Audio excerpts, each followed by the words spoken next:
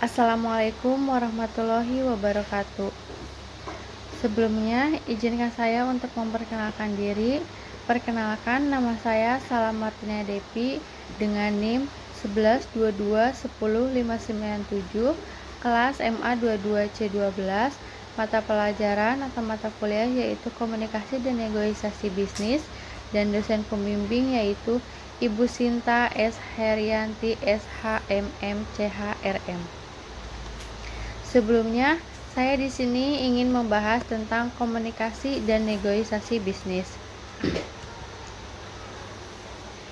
Di sini ada teori singkat dari pengertian komunikasi bisnis dan negosiasi bisnis. Adapun komunikasi bisnis adalah proses penyampaian pesan atau informasi antar individu atau kelompok dalam dunia kerja untuk mencapai tujuan organisasi. Sedangkan negosiasi bisnis merupakan proses tawar-menawar antara dua pihak untuk mencapai kesepakatan bersama yang saling menguntungkan. Adapun manfaat dari komunikasi dan negosiasi bisnis yaitu ada 4. Yang pertama, meningkatkan adanya efektivitas kerja tim. Yang kedua, ada membangun kerjasama antar departemen. Yang ketiga, ada mencegah kesalahpahaman. Yang keempat, ada meningkatkan pelayanan dan kepuasan pelanggan. Di sini saya memberikan nilai dengan 25%, yang dimana 25% ini dalam 4 komponen disatuin menjadi satu, yaitu 100%. Nah, jadi manfaat komunikasi dan negosiasi bisnis ini sangatlah penting bagi perusahaan dan pihak manapun. Nah, di sini saya mengambil contoh komunikasi dan negosiasi bisnis di salah satu perusahaan, yaitu perusahaan PT Indonesia Epson Industri, di mana perusahaan tersebut saya bekerja. Sebelum mengenal lebih dalam, izinkan saya untuk memperkenalkan PT Indonesia Epson Industri. PT Indonesia Epson Industri yaitu perusahaan manufaktur elektronik asal Jepang yang beroperasi di Indonesia. Adapun produk-produknya yaitu meliputi ada printer, ada scanner, ada fotokopi, dan komponen elektronik lainnya. Nah, di PT Indonesia Epson Industri ini ada beberapa komponen yang dilakukan secara profesional dan terstruktur serta dengan unsur-unsur sebagai berikut. Unsur-unsurnya itu ada 3, yaitu komponen komunikasi, saluran komunikasi, dan gaya komunikasi. Komponen komunikasi itu meliputi seperti atasan dan bawahan, atau seperti divisi dan divisi lain, seperti divisi production dengan quality, atau ada HRD, logistik, dan lain-lain. Nah, di sini ada saluran komunikasi. Saluran komunikasi ini seperti briefing pagi, email internal, sistem ERP, Microsoft Teams, dan WhatsApp. Di sini ada gaya komunikasi juga, yang dimana di dalamnya terdapat formal hierarkis, namun tetap terbuka untuk diskusi di forum mingguan atau daily meeting. Nah, di sini saya memiliki contoh studi kasus, yaitu di mana miskomunikasi antara tim sales dan tim warehouse.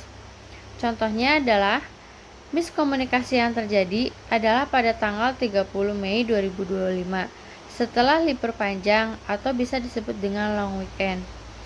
Kronologinya yaitu tim sales menerima pesanan dari customer besar dan meneruskan ke tim warehouse. Terus, karena hari Senin adalah hari pertama masuk kerja, sistem ERP sempat mengalami keterlambatan sinkronisasi dan tim warehouse mengira pesanan belum final dan tidak langsung memproses pengiriman. Akibatnya di sini yaitu pengiriman tertunda selama 2 hari dan customer mengajukan komplain dan meminta kompensasi keterlambatan. Nah, dari studi kasus tersebut, kita bisa mengambil analisis komunikasi dan negosiasi, yang dimana faktor yang menjadi masalahnya yaitu satu, tidak ada konfirmasi manual dari tim sales ke warehouse, dan yang kedua, ada terlalu bergantung pada sistem ERP yang hari itu sedang tidak maksimal. Tidak adanya komunikasi cadangan seperti follow up serta telepon atau chat pribadi. Nah, gaya komunikasi yang dilakukan di PT Indonesia Epson Industri ini yaitu terlalu pasif. Ralat, yang di studi kasus tersebut terlalu pasif, dan hambatannya itu yaitu delay system dan asumsi antara divisi. Dan solusinya yaitu negosiasi. Negosiasinya itu seperti tim sales meminta maaf langsung kepada customer dan menawarkan diskon pengiriman.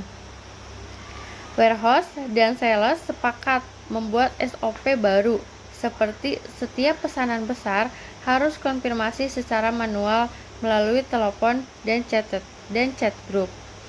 Jadi contoh studi kasus tersebut menandakan bahwa mereka kurang adanya komunikasi. Jadi komunikasi itu sangatlah penting dibutuhkan. Nah, di sini saya mengambil beberapa contoh gaya komunikasi dari PT Indonesia Epson Industri.